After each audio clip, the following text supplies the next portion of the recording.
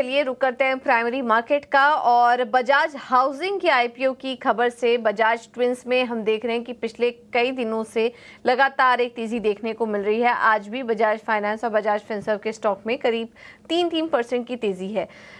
Bajaj housing से जुड़े IPO पर ज्यादा जानकारी के लिए हमारे सहयोगी अभिषेक सत्यव्रतन जुड़ चुके हैं। अभिषेक, बताइए। जी, बजाज हाउसिंग के आईपीओ के चलते हम देख रहे हैं कि बजाज फाइनेंस और बजाज फिनसर्व दोनों शेयरों में लगातार तेजी है। और जब से ये खबर आई है कि बजाज हाउसिंग का आईपीओ होने जा रहा है और रौनक लगातार बनी हुई है। अगर हम 14 अगस्त के बाद से देखेंगे तो बजाज फिनसर्व में करीब करीब 21% के आसपास का उछाल है और बजाज फाइनेंस के शेयर में करीब करीब 15% के आसपास की तेजी हमने देखी है। बजाज हाउसिंग जो कि बजाज फाइनेंस की 100% सब्सिडरी है और बजाज फाइनेंस में बजाज फिनसर्व जो कि होल्डिंग कंपनी है उसकी हिस्सेदारी है करीब करीब 51% के आसपास की। तो ये स्ट्रक्चर है और उसके चलते हम देख रहे हैं कि इसका ट्रिगर बन रहा है कहीं ना कहीं तेजी को लेकर। बजाज हाउसिंग फाइनेंस ने आईपीओ के लिए आरएचपी यानी कि रेड हेरिंग प्रोस्पेक्टस को फाइल कर दिया गया है।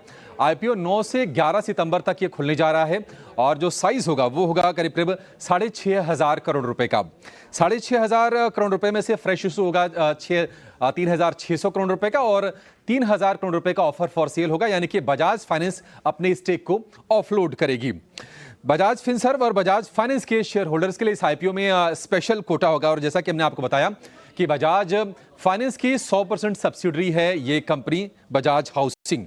क्यूआईबी यानी कि क्वालिफाइड इंस्टीट्यूशनल बायर्स के लिए 50%, एनआईआईज के लिए 15% और रिटेल के लिए इस आईपीओ में 35% का कोटा होगा। अब बजाज हाउसिंग फाइनेंस में कितना दम है जरा ये भी समझ लीजिए आप। 2008 में कंपनी की शुरुआत हुई है और आरबीआई की तरफ से इसको अपर लेयर एनबीएफसी यानी कि non banking financial services company का दर्जा प्राप्त है। Home loan, loan against property, developers loan और रूरल मॉर्गेज का काम ये कंपनी करती है। एसेट अंडर मैनेजमेंट की बात करें तो पिछले 6 साल में इसमें 25 गुना का उछाल हमने देखा है।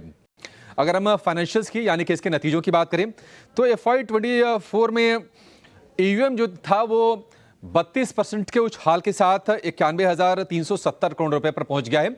और अगर हम इसको जून तक अगर देखें यानी कि जून तिमाही तक वो तो आंकड़ा करीब करीब 97,000 करोड़ रुपए के आसपास का है। FY18 में कंपनी का मुनाफा था 10 करोड़ रुपए जो कि FY24 में बढ़ के हो गया है 1731 करोड़। तो इससे आप अंदाजा लगा सकते हैं कि कितना दमखम, कितना रोबस्ट कंपनी का फाइनेंशियल चल रहा है।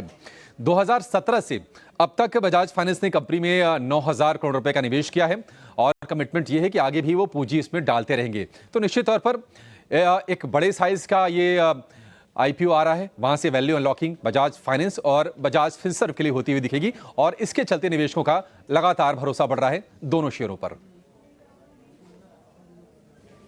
बिल्कुल, बहुत बहुत शुक्रिया अभिषेक ये पूरी जानकारी देने के लिए। तो बजाज हाउसिंग फाइनेंस बड़ा आईपीओ बजाज ग्रुप की कंपनी, बजाज फाइनेंस ग्रुप की कंपनी की एक और आईपीओ बजाज फिनसर्व और बजाज फाइनेंस हम देख ही रहे थे कि लिस्टेड है। अब हाउसिंग फाइनेंस जो इनका ये कारोबार है उसको भी यहाँ पर मोनेटाइज करने की कोशिश यहाँ पर कंपनी की तरफ से, और उसी वजह से हम देख रहे हैं कि दोनों ही स्टॉक में लगातार एक तेज़ी बनी हुई है।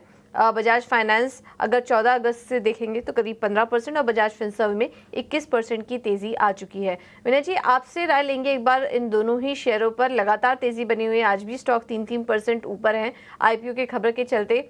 जिन्होंने अभी तक इस तेज़ी में पार्टिसिपेट नहीं किया, क्या अभी आप उन्हें सलाह देंगे एंट्री लेने के लिए? जी, तो बजाज फिनसर्व की बात कर लें तो हमने अभी इसका जो बॉटम देखा था करीबन 16 अगस्त को इसका प्राइस 1523 का था और वहां से करीबन मोर देन 22% का राइज आ चुका है। डेफिनेटली ये न्यूज के चलते एंटिसिपेशन में इसमें एक बाइंग आई और काफी लंबे अरसे के बाद ये दोनों स्टॉक बजाज फाइनेंस और फिनसर्व ने अच्छा खासा परफॉर्मेंस और पार्टिसिपेशन देखा है। स्टॉक अपने ऑल टाइम हाई की तरफ जा रहा है। ऑल टाइम हाई हमने बनते देखा था अक्टूबर 2021 में जो 1924 के करीबन था। तो उस तरफ जा रहा है, काफी डेवलपमेंट पॉजिटिव है। हालांकि 12 सेशन में इतनी बड़ी तेजी होने के बाद रनिंग करेक्शन कभी भी पॉसिबल है। टू बी डिस्क्लोजर देना चाहूंगा कि हमने हमारे क्लाइंट्स को ये स्टॉक यहाँ से 5 से 7% नीचे के लेवल्स पे हमने एंट्री करवाई है पोजिशनली। तो वहां से अच्छा खासा कंटिन्यूएशन में है, अप ट्रेंड है क्लियरली और चार्ट स्ट्रक्चर को देखते लग रहा है कि इसका अच्छा खासा पोटेंशियल है कि अपने ऑल टाइम हाई को टच करे।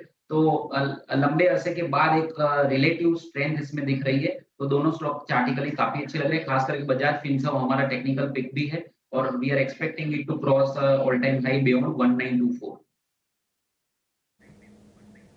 1924 के लेवल्स को भी क्रॉस कर सकता है बजाज फिनसर्व पर, ज्यादा पॉजिटिव विनय। अब वक्त है जानने का मिड कैप